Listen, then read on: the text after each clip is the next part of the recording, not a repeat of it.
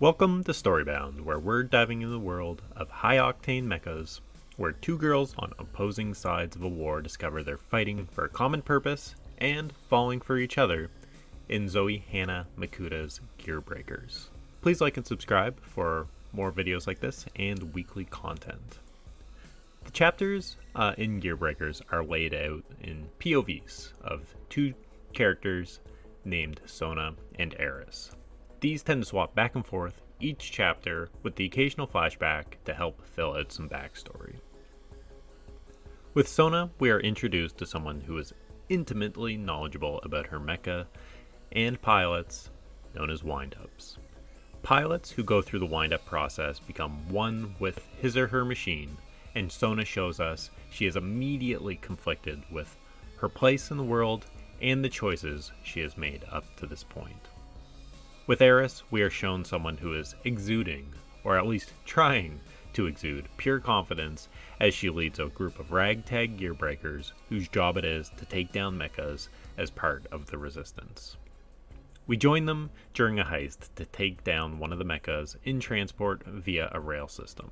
Early on, Eris is split from her group, and we see a scene where her and Sona meet for the first time, and it plays out in a really neat way.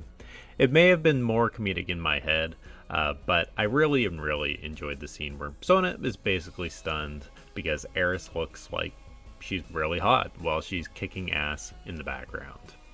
The book does a ton right. I was expecting some high-octane mech battles, which we do get. However, in the first outing, at least in the last half of the novel, they take a back seat to the relationships between characters as well as the factions that exist in the world. We have two primary factions interconnected via politics and the sourcing of materials and parts for mechas, as well as agriculture. Zoe Hana, our writer, does a really good job of world building, and the two primary characters in the novel, their motivations, their quirks, as well as their flaws.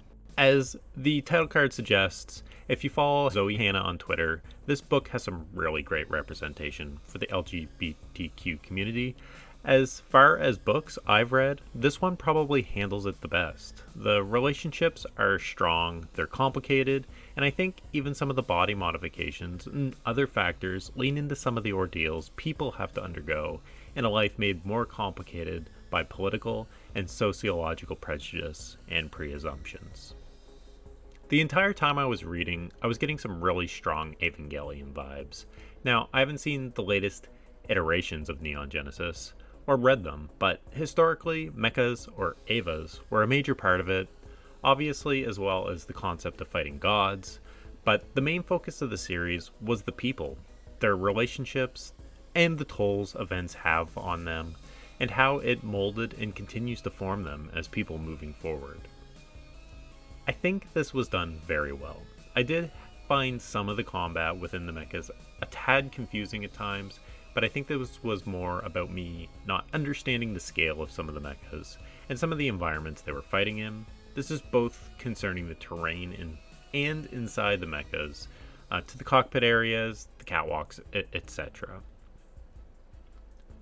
That being said, I really enjoyed this novel. It's gritty, has some really great heist vibes in the first half, and dives into deep relationships, the trauma that comes from growing up in a war-torn world, and I look massively forward to the next one, which is hopefully around the corner.